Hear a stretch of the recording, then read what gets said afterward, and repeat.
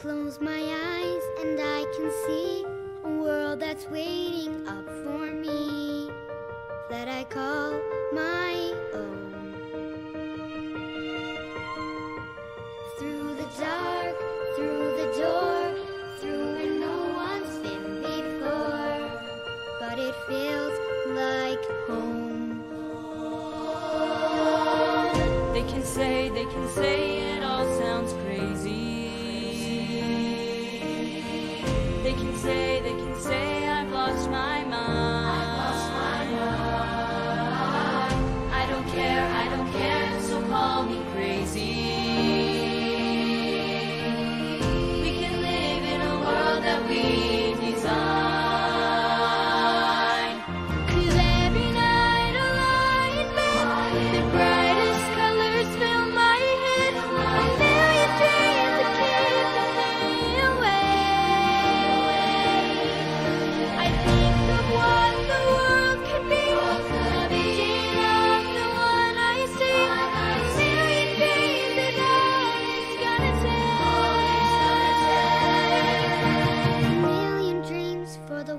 we're gonna make.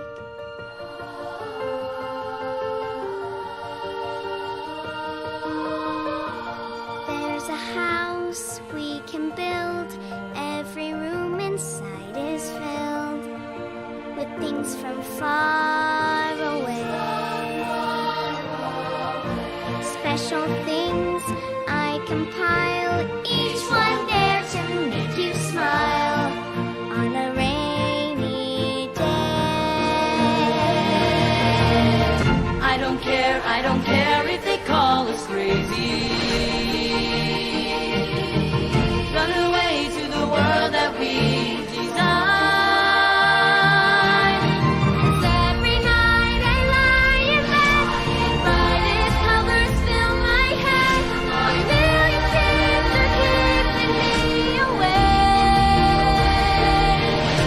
I think of what the world could be, a vision of the one I see. A million dreams is all it's gonna take. A million dreams for the world we're gonna make. However big, however small, let me be part of it all.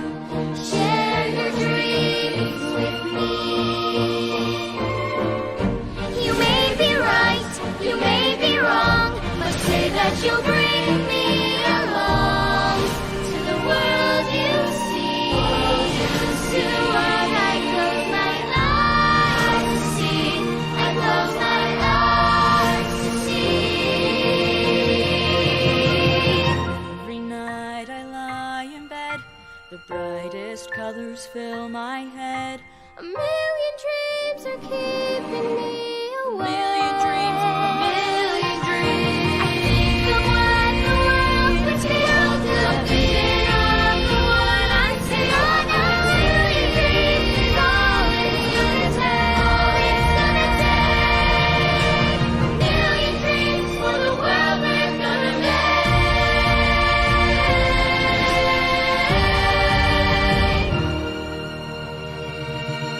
For the world we're gonna make.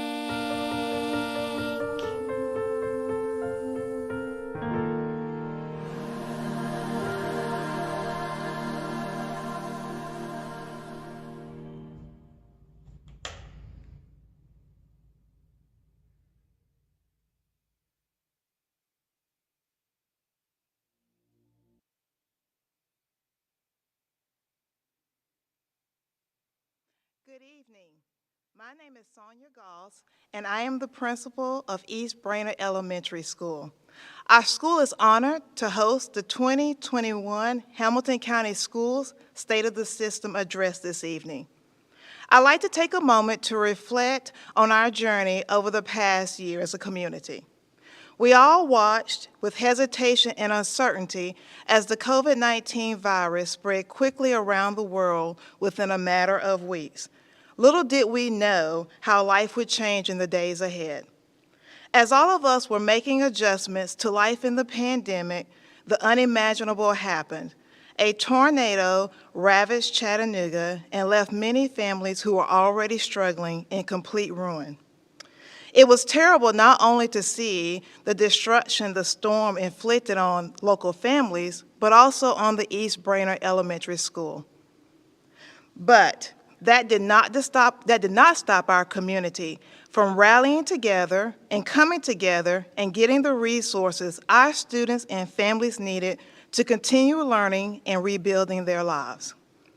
A school is more than a facility, building, or product of architecture. Every morning, I love greeting students. And there's a student here named Honora in 2nd grade.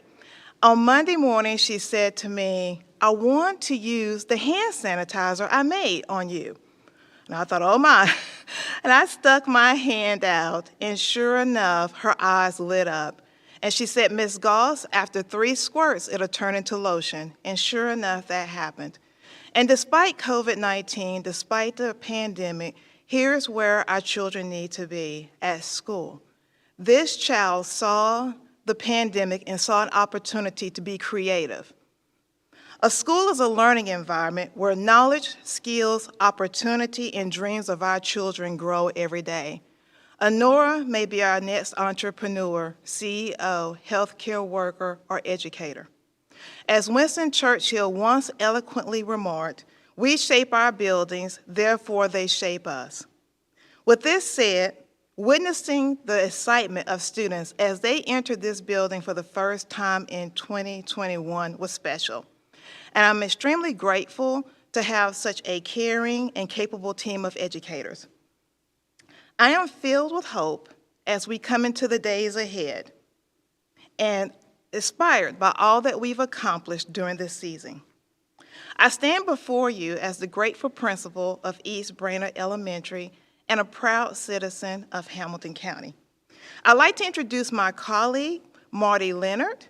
She serves as the lead interpreter for Hamilton County Schools, and she has a message to share with our Spanish-speaking families.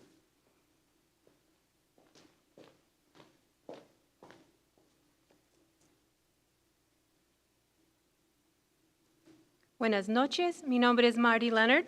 Soy el intérprete principal del distrito. Gracias por habernos confiado con la educación de sus hijos. Debido a limitaciones técnicas, nos disculpamos por no poder ofrecer la traducción en vivo. Sin embargo, publicaré una transcripción de esta presentación traducida en el sitio web de nuestro distrito escolar y en la página de Facebook en español. Búsquelo mañana. Si no se ha unido a nuestra página, búsquenos, es HCS en español. Adicionalmente, este lunes 8 de febrero por la mañana abriremos la línea directa en español de las 9 hasta las 12 para cualquier pregunta que puedan tener relacionada con nuestro discurso del estado del sistema. El número de la línea lo publicaremos en Facebook y en el distrito escolar también, pero el número es 423-498-6744. Y ahora me gustaría invitar a la señora Sonia Goss a que vuelva al escenario. Gracias.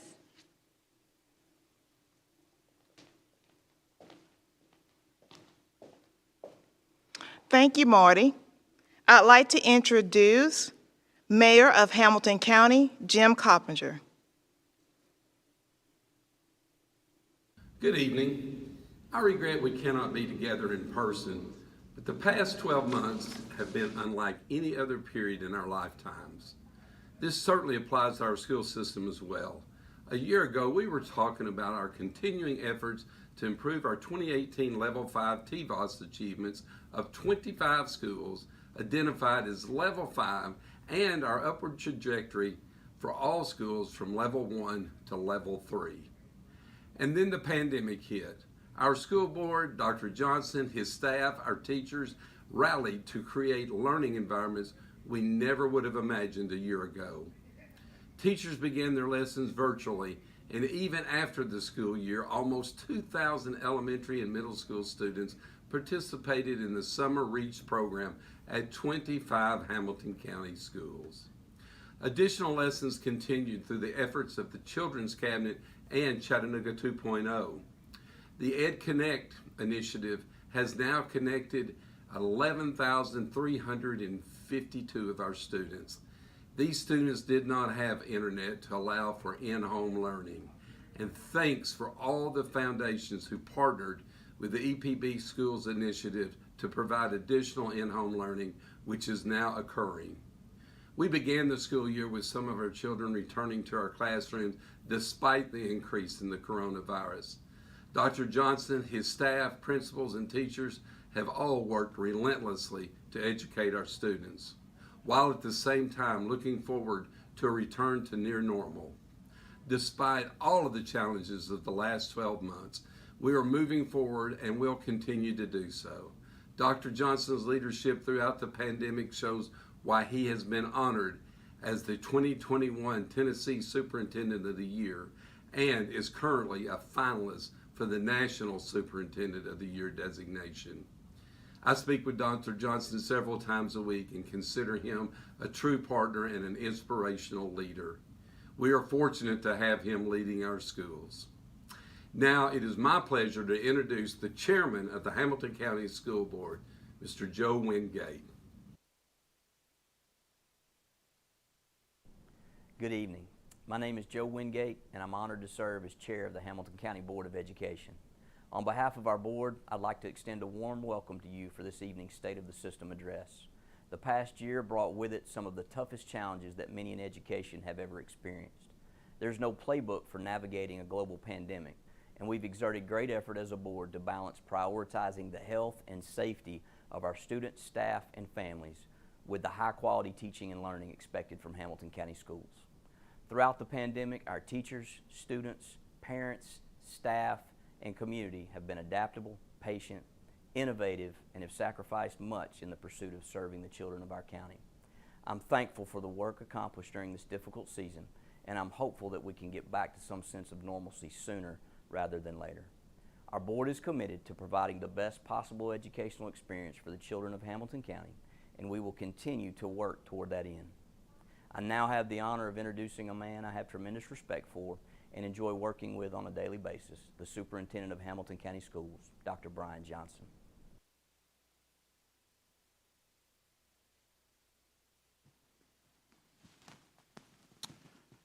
Well, good evening.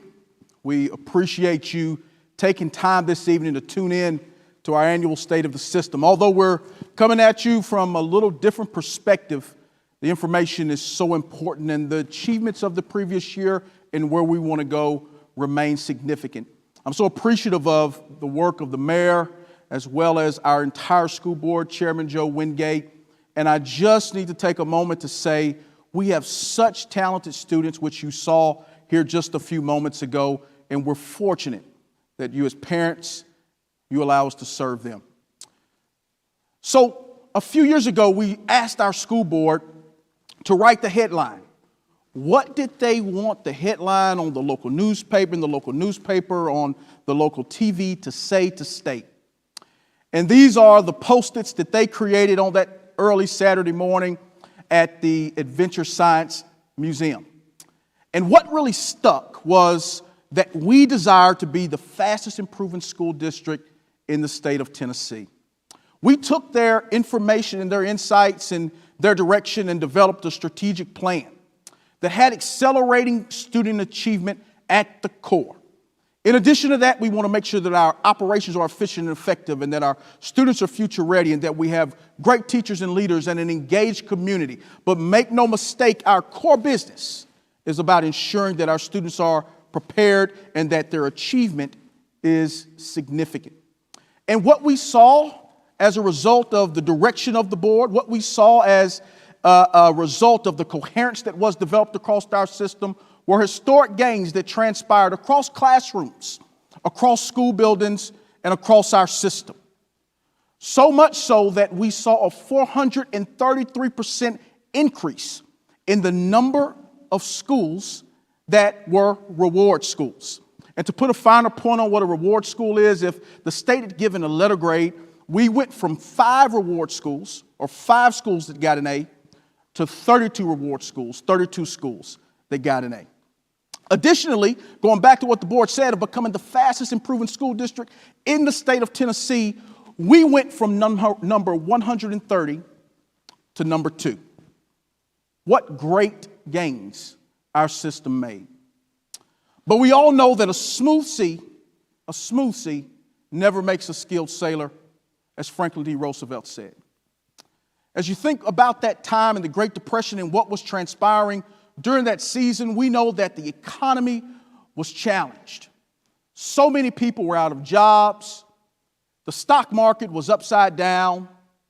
People were just looking for hope and inspiration because the times were so immensely challenging.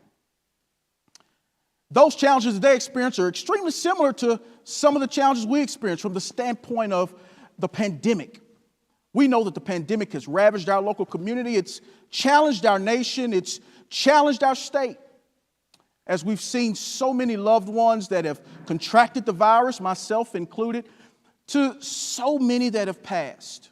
We honor the lives of those that have passed in our state and our country, but we also know that the challenges that lie ahead we can overcome. Additionally, as Ms. Goss shared earlier, the tornado came through our community. And it ravaged this very school that we're in tonight. It ravaged homes. It changed situations significantly. There are so many that are still displaced as they deal with what transpired in that April.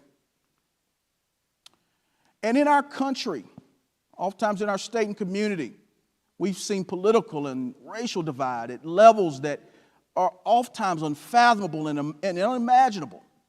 And we've dealt with this unrest, we've dealt with this challenge in the midst of a pandemic and dealing with a tornado. And so just as the people in the Great Depression, those Americans that believed and were looking for urgency and looking for hope, we know that it's important in the toughest times to accelerate. James Dyson said it really well. He said, I learned the moment that you want to slow down is the moment that you should accelerate. So accelerate, making it happen sooner, faster. And Hamilton County, I'm so humbled to serve as superintendent because that's exactly what our community did in the midst of crisis. In the midst of crisis, we accelerated. Last March, we would not have imagined that school would look the way that it looked. We would not have imagined that our students would be going home. My own child would be coming home for remote learning. But our system, because of the support of our community, we stood up continued learning to make sure that our students continued to remain prepared. We didn't just stop there. When we got into the summer months, we knew that our learners that were at risk, that needed the opportunity for in-person learning, we needed to get them back in the classroom as quickly as possible. We had 2,000 students that showed up, that took advantage of the opportunity that our talented teachers and courageous teachers, our heroic teachers were providing to ensure that they were positioned and prepared to be successful, to close the gaps, to make sure as we started this year, they were ready to take off. And what we saw as a result of that is 54% gains in students. When we talk about the learning loss, we know that that learning loss, that gap was closed because of their work. And we're so immensely appreciative of the work of our teachers and our leaders, our staff, and our students. But we didn't stop there. We knew that although we were continuing to accelerate student achievement, we also needed to support the whole family, to support the whole student, to meet the needs. So we set up call centers and made sure that we were readily available to try to support the needs in the most challenging moments. So humbled by the way we responded and so grateful. And it didn't stop there. We also knew that the basic needs, the most basic needs that so many times people forget public education institutions provide, like hot meals, that those things need to be provided. Our heroic school nutrition officers or school nutrition workers provided over 3.1 million meals. I want to turn to Chastity and Tasha now to tell you a little bit more about the work that they did over the course of the summer.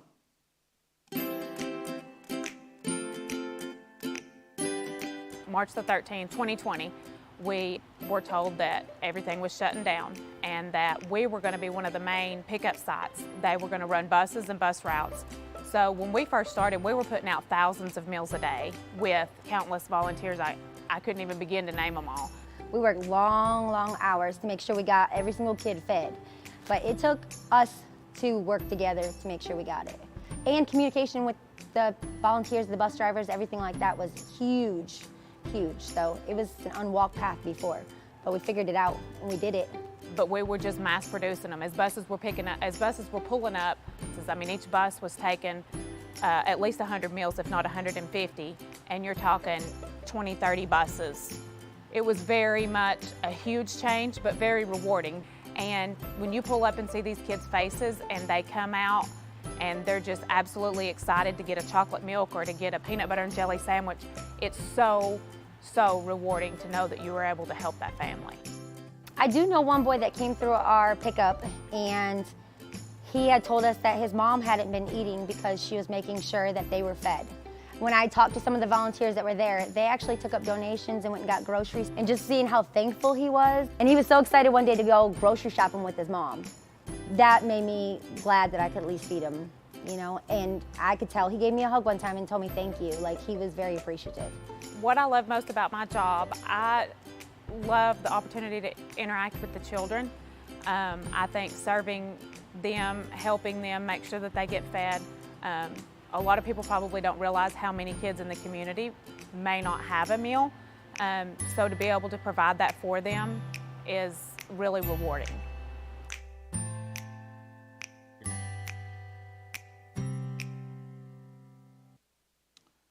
Thank you, Tasha and Chastity, for sharing the story of our school nutrition workers and the great service that so many of our staff provides across the district for our students. So as we pivoted from summer, or still in the midst of summer, we also knew that reopening our schools was going to be a daunting task. And so we assembled a team of teachers and leaders and community members and medical professionals to help us determine how would we reopen a 44,000 plus student school district with 6,000 employees. We knew that it was going to be critical to communicate with the community and to ensure that we understood what your concerns were and articulated our direction based on feedback that you gave. And we are appreciative for our WTCI PBS partners, as well as the ability to Zoom and come into your homes and share and hear from you each and every time that we did. And your engagement was a difference maker. As we sent surveys out, over 25,000 of you in our first administration of the survey responded. And we're grateful for your engagement. In the second survey, more than 20,000 of you responded. And because of your engagement, we were the first large district in the state of Tennessee to open. We opened 84 days the first semester. Now that is acceleration. We didn't stop when the doors got open. In our Midtown Learning community, Dr. Sonia Stewart come in with great energy and launched a My Minutes Matter campaign, where basically we're focused on students recapturing as many of those minutes as they possibly can. I was alerted today that we had a student, Stephanie Jackson, Orchard Knob Middle School, Principal Tiffany Irvin there, that has eclipsed the 12,000 minute mark. Congratulations, Stephanie, for accelerating. Our community continued to step up and make sure that not only our students that were on campus had support, but that so many of our families that chose off-campus remote opportunities that may have needed some additional support had community members to come beside them, so much so that the work of the virtual learning centers has been featured nationally. And over 200 students in 40 different locations, faith-based, philanthropic, etc., stepped up to support our students that many times needed it the most. And where would we be without our HCS heroes? Where would we be without the teachers in the trenches, without the cafeteria workers, without the bus drivers, without the staff and leaders that said, I care about kids. And in the midst of a global pandemic, in the midst of a tornado, in the midst of discord oftentimes in our country, we're going to focus on what matters most, which is children. Our school board saw how hard our teachers were working and identified, hey, we need to adjust a little bit. We need to offer them an opportunity. Many of our teachers are teaching students in person while having a group of students online. And let me put a pin in this and tell you that I promise you the lessons and the strategies that our teachers have learned in this moment will pay dividends for the years to come. And we know that our teachers have really pushed themselves to limits that are unimaginable, and really because of that, their wellness is so important. Here just recently, last week in ASCD, the work of the district was featured, and we've really worked to invest in this area with Wellness Wednesdays and with health initiatives to make sure that our assets, our teachers that are teaching our children, are better positioned to continue to be successful. So in the midst of reopening, in the midst of supporting our schools, we have accelerated as a district, and we didn't just accelerate in the moment of crisis, we continue to accelerate the work of Future Ready 2023, our strategic plan. Our school board has continued to be courageous. We've invested over $42 million in staff over the course of the last several years. Additionally, we have been focused on and want to accelerate even more classified pay, but moved it to $12 an hour. And we're so proud of the retention of our first-year teachers and the work that's taken place within our schools. We didn't just stop there with our employees. We also have been committed to growing our own. As we look at our great teachers and leaders area in our strategic plan, we know that developing a pipeline of great teachers is so critical. And there's so many that are in the trenches of our buildings, whether it be educational assistants or other staff members that are poised and ready to take on front of the classroom roles in our schools. And so we've continued to invest in that area, and we will continue to push that work forward. And teachers matter, leadership matters. Developing a great pipeline of leaders is so critical and so important. We've launched our inaugural class of HCS Lead. We have 8 aspiring principals in that class and 18 aspiring assistant principals, and we'll continue to share more with you about that in the days that lie ahead. We also have continue to accelerate the area of innovation.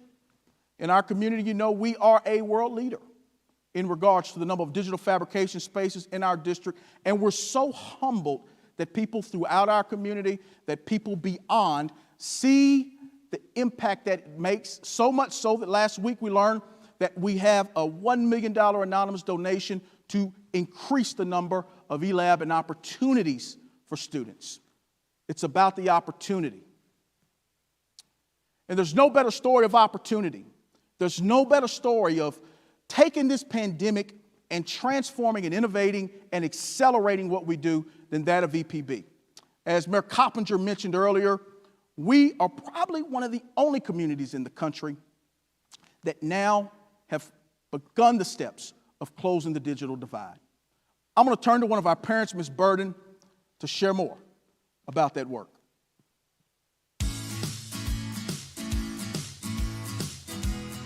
EPB got involved early on with the school system in talking about when students were sent home from school, what would that look like?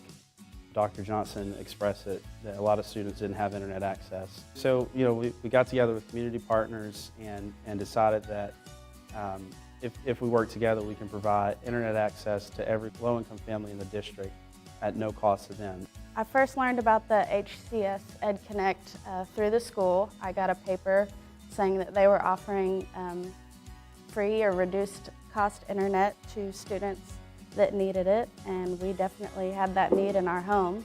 It's been amazing. Having access to free internet has been a game changer. One last thing that I have to worry about is, you know, how I'm going to pay that internet bill every month. Right now, we crossed the 7,000 home mark, which is a little over 12,000 students. The idea of the partnership was, you know, what are we going to do, not just for the COVID pandemic, but long term. So this program will be for 10 years. I think that it's crucial for our community, for companies like EPB to be a part of the schools and the community itself. This is very important work for EPB because it's one of the cornerstones of our organization. In the community, we've always wanted to close the digital divide for Hamilton County and our service area, making sure that no student would have to worry about not having access to school because of digital access. EPB has really helped my family having that access. Chattanooga is a very diverse community, and there's little pockets everywhere, families like mine, and I think it's very important for everybody to have access to the same utilities. Internet is vital right now, especially for learning.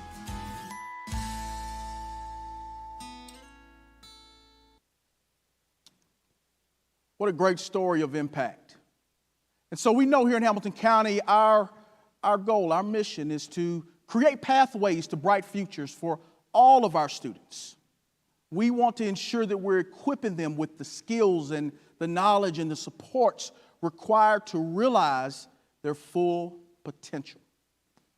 And to that end, we must accelerate. We must make it happen. We must make it happen sooner. And we must make it happen faster. Why? Because our children, my child, your child, they're counting on it. They don't have next year or the next year or the next year. We've got to do it now. We've got to accelerate. So let's talk about some areas that we know we need to accelerate in. We must accelerate in the area of literacy and intervention. What we know is that this is a national challenge. We know that. When you look at the NAEP and you look at state data, we know that this is a national challenge. We also know as a community that 89% of students that enter off track remain off track in 3rd grade. I'm so humbled to work for a school board that in the midst of a global pandemic, in the midst of a tornado, in the midst of discord, they saw the need to accelerate in the area of literacy. We adopted high-quality instructional material to make sure that our students had access to great resources. Our teachers that are in the trenches had access to great resources. And again, we're fortunate to have a board that has that type of vision. We're fortunate to have great teachers, which we know every student deserves access to. We're fortunate to have great leaders, which every school deserves access to. And we're fortunate to have resources and to be able to resource this area of literacy. So what do we have to do to take those next steps? We have to make sure that we continue. We're in the first year of implementation of our new literacy curriculum. We must continue to support our teachers as we go through this journey of accelerating the area of literacy. We must also ensure that we support the intervention, the needs of our individual students. Training and resourcing and supporting with high-quality tools and instruction. And again, we're so fortunate to be in a community that sees the need, supports the need, and we have the ability to have a grant-funded literacy officer position that will allow us to bring more coherence and alignment as we talk about that 89% of students that enter off track, remain off track by 3rd grade. Early learning is going to be so critical. We must also accelerate in the area of our learning environments. This facility, this learning environment that I'm standing in, it's phenomenal, but all of our students deserve that. Our board has continued the work. They've adopted operating principles for how we will approach this complex facility challenge that we're under, this learning environment challenge that we're under. And to bring some context to what this challenge looks like, our average building age is 40 years old. We have 7.5 million square feet in Hamilton County. 51% of our buildings are fair or poor. We have to accelerate. I know your relationship with our district may be through your child's school, and your child's school may not look like this, but there are some schools in our district that do. And it matters. It matters what our students come into. Why does it matter? The research shows that it matters. The research shows that the learning environment makes a difference in a student's ability to achieve. It makes a difference in the hope, the feeling that a student has. It makes a difference. Now, we've done some great work. We're so humbled to have the privilege of working with the commission, the mayor, and the work that's already been done. Harrison Elementary as well as East Hamilton Middle that are up and cut the ribbon a few weeks ago to really come into those buildings which are state of the art. And we also know that we can do it if we look at even older facilities with some of the investments that have been made in Howard Connect and what is to come with CSO Lay. We know that we can do this. But we've got to dig in right now. We've got to continue to adhere to these operating principles that our board has established. We've completed phase 0 of our facilities plan. Now we're stepping into phase 1, and the board is engaged in broad conversation about where is it that we want to head within that phase. And we have to also determine how do we identify a recurring revenue stream to address the $900+ million in facility needs. We must also accelerate in the area of educational equity. When you look back, 2001, the Chattanooga Time-Free Press ranked schools and basically gave a ranking of top performing and lowest performing. And you see in so many regards, from many people's perspectives and perceptions, that list hadn't changed in 20 years. Now, we know that we are making progress, and I want to highlight that. In 17-18, first year I was here, you can see we began to really move. 18-19, you can see again, we are really moving. Blue is good, blue is better. So we know that we went from 2 of 9 schools meeting or exceeding state expectation to 4 of 9 to 6 of 9 now meeting or exceeding state expectation in the last assessment. But we have to move student achievement. Why? Why? Because it matters. If we are to meet the goals in Future Ready 2023, if we are to really meet the goals in Future Ready 2023, we have to accelerate in this area. Let me show you why. 70% of our test takers in Hamilton County, 70% of our students that we're working to make future ready sit in a subgroup, whether that subgroup is Black, Hispanic, Native American, whether that subgroup is students with disabilities or English learners, economically disadvantaged, 70% of our students sit in a subgroup. And you can see the disparity in performance. And this, Hamilton County, is no different than oftentimes what we see across the nation. This is no different than what we see across our state. We have to dig into this important work. When you dig a bit deeper, you look at our historical assessment data, you can see the comparison between economically disadvantaged and non-economically disadvantaged, black versus white, and you can see the disparity in our non-ED black students versus our non-ED white students. And oftentimes I told our board, as our board has dug into this in a recent equity conversation, that when I look at that gold line on your screen, that gold line is representative of my son, a third grader in this district. And I know that's not good enough for him, and I know that's not good enough for any of the 45,000 students in our district. When you look at the Hispanic population, our Latino population, our community, our English learners, it looks the same. We have to dig into this area. If we are going to accelerate, if we are going to move student achievement to the levels that it can be in Hamilton County, we have to dig in. Here's why it matters. Because we talk about making our students future ready. We want our students to be future ready. Well, here's the future. The earning gaps are significant.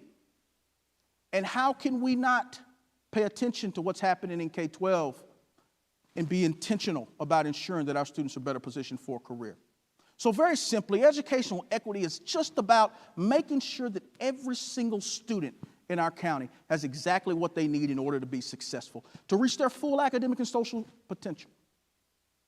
I'm so humbled to work with a great mayor, a courageous mayor, a mayor that made it his business to ensure that we have supports for our students. Appreciate the work of Chattanooga 2.0, and this children's cabinet is a great vehicle for us to do the work. 2.0 in a recent report said educational equity, it's critical. It is important. It's some of the most important work that is in front of our school system. It is in front of our community at large. So we believe it's important, and we're proud of the work that's been done to provide the individual supports that every student needs. We piloted a couple of years ago and are up now to 14 schools, 5,000 students that have student success plans. And what that is an individualized plan for that student's needs that aligns community resources, school resources, parent resources to make sure we get students exactly what they need in order to be successful. So in order to accelerate the area of educational equity, we must expand our student success plans across our district. We've got to move that 5,000 to 45,000. We've got to commit to recruit and compensate our top talent in our priority schools. The most challenging schools, we need the most talent. And we've got to be intentional about our compensation structure to ensure that we are supporting our schools and supporting our students and our children. And then we have to be intentional about increasing learning opportunities, intentional learning opportunities for our most needy learners. Lastly, we must continue to accelerate the area of early post-secondary. We're proud of this body of work. Again, I give our board so much credit. What doesn't get measured doesn't get done. And our board set a bold target of saying that 75% of our learners, 75% will have experience of an advanced course. And you can see that we're well on our way and have exceeded that target for our 11th and 12th graders. And what I oftentimes get so excited about is the fact that our 9th graders, almost 50% of them already have taken an advanced course. Let me tell you, this is up from 31% in 16-17. It is amazing what has transpired in our secondary schools over the last couple of years. And it didn't just stop there. When we started to look at certifications and credentials, in 17-18 we had 61. When you look at 19-20, we had 316, significant improvement. But let me tell you, this fall alone, we had 333. We're on pace to double the number of certification credentials we had even last year. So we're going to accelerate in this area. We've got to make sure that our students have more real-time access in their buildings, that they have the ability to step from classroom A to classroom B and be able to sit for an AP, to be able to sit for a dual, to be able to take a certification opportunity. And we're going to be very intentional about this micro-college approach with our post-secondary partner in Chattanooga State to accelerate the pace and rate that our students get access. The last couple of years during this time, I talked to you about a promise, a commitment to ensuring that our students were successful. You made that commitment. We've made that commitment as a community. And there's no better story of the promise that you've kept than that of Kobe Rivers. Let's hear more from Kobe.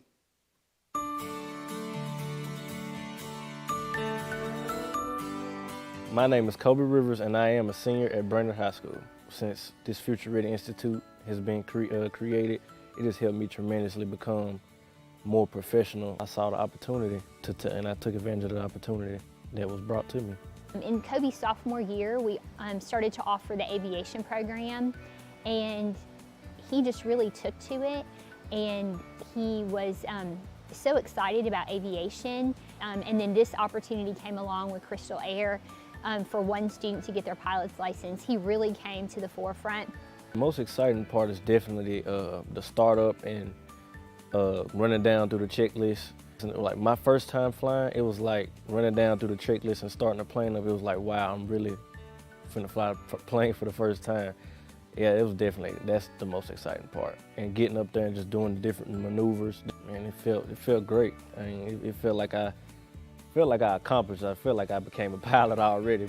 I always like to see people grow. That's, I think, one of the reasons I like being a flight instructor is to watch, somebody that doesn't know a skill set grow into knowing a skill set and that kind of thing. And just watching him mature in aviation and progress as he's gone through the various steps, things like that. And partnering with the school district's great. And this allows them to see opportunities that they didn't think were possible or didn't know were possible. My vision is definitely being a commercial pilot at the end of all this. The steps I want to take is joining the Air Force, retiring later on in the Air Force, and then becoming a commercial pilot after I retire. As we found, our students just tend to gain more knowledge if you give them a hands-on experience. And so anytime that we can give them a hands-on experience or let them actually be on the job in a job shadowing or internship experience, or in this case with Kobe actually earning his pilot's license, they're going to gain so much more knowledge and be so much more engaged in the opportunities given to them. Don't second guess it, go for it. I mean, if you feel like you can't do it, I feel like I couldn't do it, but I stepped out my own comfort zone and did it. You just had to step out your comfort zone and do it.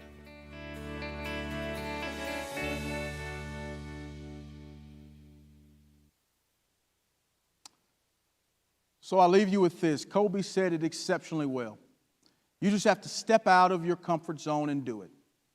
He said he stepped out of his comfort zone and he did it. That's what we have to do, Hamilton County. That's what we have to do. That's what our great teachers have done. That's what our great leaders have done.